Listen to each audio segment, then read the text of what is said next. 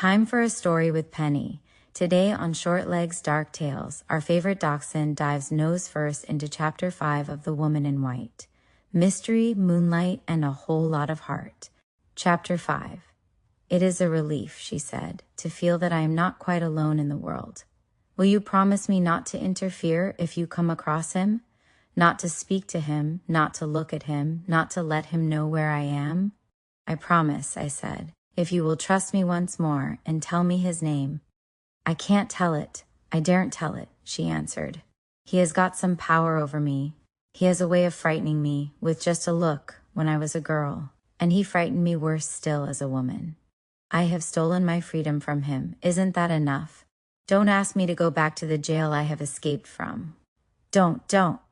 Her words burst from her in sudden passion. Her thin, delicate hands trembled and closed fast on my arm. Her eyes wandered in terror over the dark trees that closed us in on either side, as if they were walls of a prison that she could never pass. You're the first person who's been kind to me for many, many days, she went on. Don't turn against me. Don't send me back.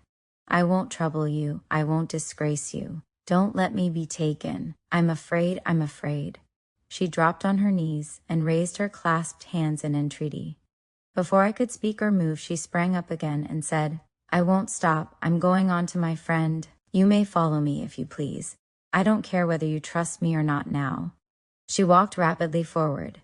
I hesitated, feeling doubtful of what I ought to do, but anxious not to abandon her. As I hesitated, I saw her pause, and then return to me.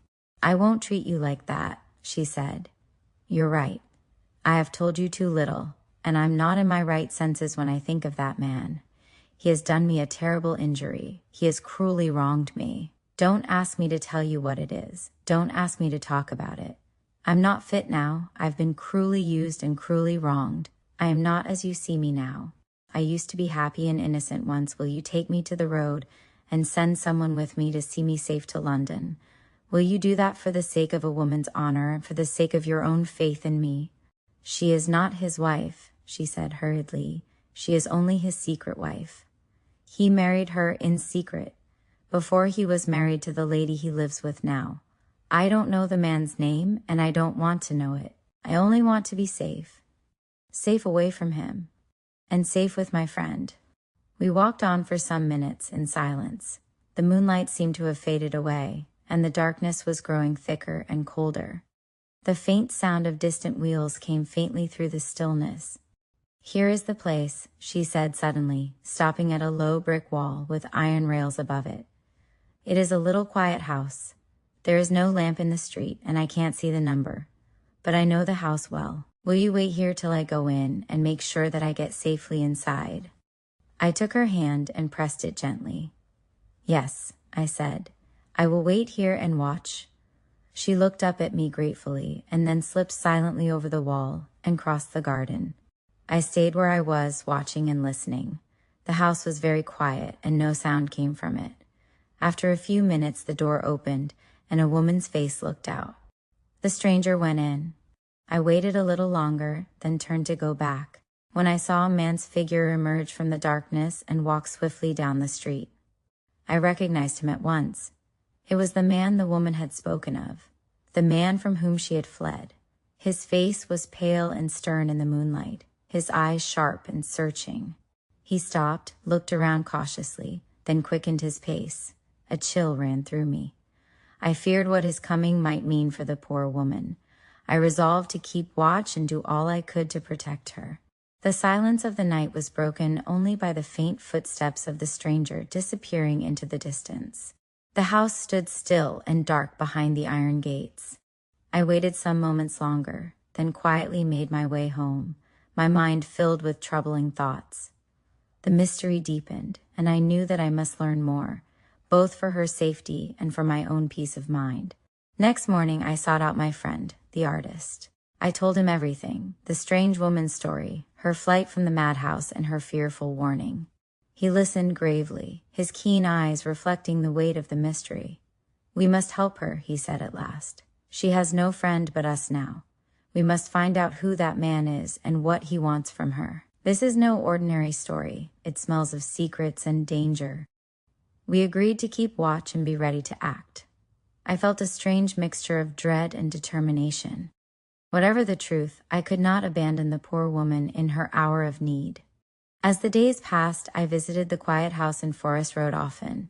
The woman, whose name I still did not know, grew more composed, yet her eyes never lost their haunted look. She clung to her hope of safety, but the shadow of fear lingered. One evening as I arrived, she spoke quietly. "He has not given up. I saw him watching the house today. He will try again. I know it." Her voice trembled with dread, and I felt the burden of her terror. "We will protect you," I said firmly. "You are not alone anymore." She looked at me with a faint smile, a smile touched with gratitude and despair. That night, a sudden noise disturbed the quiet. I heard footsteps outside the window, slow and deliberate. I peered into the darkness and caught the shadow of a man moving silently along the garden wall. My heart beat faster. It was him, the man from whom the woman fled. I hurried to wake her and warn her, but when I returned, she was gone. Only a note remained on the table, written in her delicate hand. "Trust no one. I must try to escape again. Pray for me." I was stunned. The note's words echoed in my mind. Who could she trust? Where would she go? The fear that haunted her had not left, and now it threatened to claim her once more. I searched the neighborhood, asked the neighbors, but no one had seen her leave. It was as if she had vanished into thin air. I resolved then and there to find her, to uncover the truth behind her story, and to protect her from the shadow that pursued her. The days that followed were restless and anxious.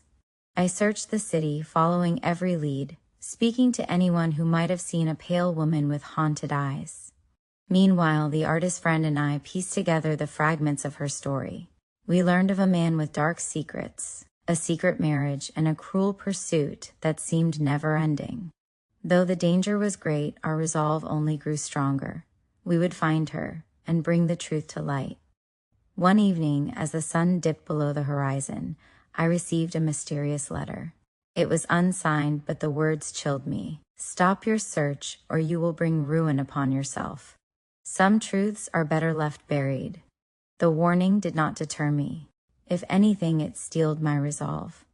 The woman needed help, and I was determined to provide it, no matter the cost. The city grew colder and more shadowed as autumn deepened. Yet hope flickered faintly in the darkest corners of my heart. One night, as I walked along a lonely street, a soft voice called to me from the shadows. "Help me," it whispered. I turned, and there she stood, pale but unbroken, her eyes full of quiet strength. At last our paths had crossed again. She stepped forward hesitantly, then grasped my hand. "I have nowhere else to go," she said softly. "Will you help me?" I nodded, feeling the weight of responsibility settle over me. "We will face this together," I promised. And so began the next chapter of her story, one filled with courage, mystery, and the hope of freedom. That night, as we sat together in the dim light, she told me more of her story. The secret marriage, the cruel husband, the years of fear and flight. Her voice was steady now, but the pain behind her words was clear. "I want to be free," she said, "not just from him, but from the past that haunts me." I promised to help her find that freedom, whatever it might cost. The mystery deepens, but for now, Penny rests. Thank you for listening and keeping her company. We'll see you in the next chapter. Good night.